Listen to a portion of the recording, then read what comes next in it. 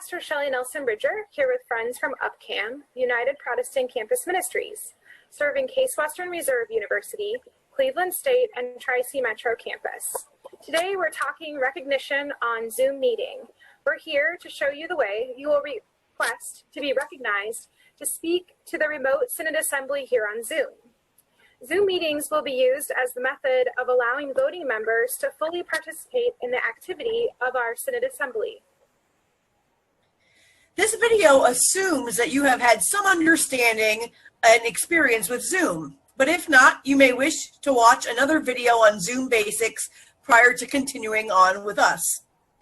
You may also wish to review another video on parliamentary procedure or read some information about that. This is not required, but may be helpful in explaining some of the terms that we use here. When you initially open your Zoom window, you will see a screen that probably looks like this. The exact layout of the screen varies among devices, but the general layouts are the same. For instructional purposes, the sample screens here are those which are more common on large devices and screens. At the bottom of the screen, you can see that there is an icon marked Chat, for example, like here.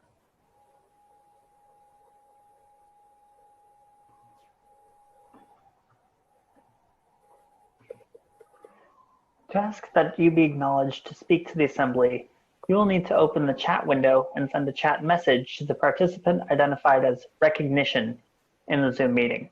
State your name and congregation. And then indicate what you want to do, such as make a motion, offer an amendment, speak for, speak against, or ask a question. If you wish to make a priority motion that is allowed under Robert's Rules of Order to interrupt the business of the Assembly, please see the other parliamentary material. And please start your message with an asterisk or two to make sure that those reading the message highlight it in the list of people to be recognized.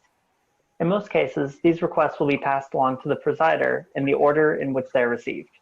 In accordance with parliamentary rules, there will be two exceptions. An asterisk request, because of its privilege, is recognized next.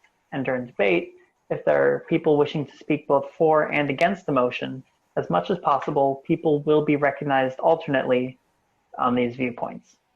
Also, when an amendment is made, the requests already received will be held since they are given lower priority than those that came in who wish to speak on the amendment. So, for example, if the issue of a quorum was raised, it would be given first priority. After that, assuming that the quorum has been established, the original maker of the motion would be allowed to speak.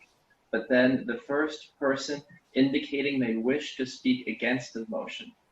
But under the alternation principle, a person wanting to speak for the motion would be recognized before the second person wishing to speak against it, even if that were not exactly in the sequence of when the motions were made.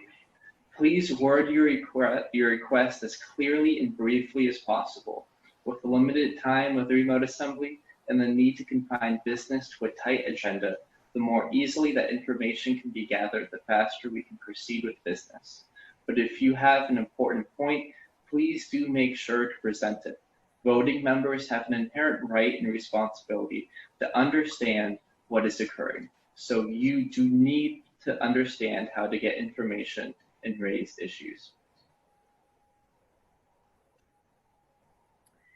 This next slide is what will be seen by the people managing this function. Each message will be transcribed and given to the parliamentarian, who will sort them as necessary and pass the information along to the presider so that people can be recognized in the proper order. As you can see, these messages are received in sequence according to when they are sent.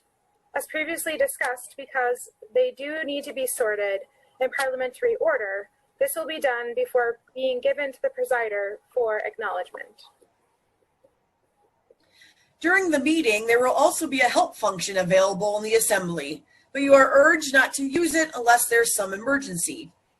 There will be people available to answer questions before the Assembly via email and phone. Please review that information for how you can contact them. During the Assembly, there will be a team of people in the Synod office who will continue to provide this general support of all different kinds of issues. They can be contacted on Friday and Saturday via the email address assembly@neos-elca.org. I hope this short video has been useful. Please review the additional information and videos that are available. Thank you and have a good assembly.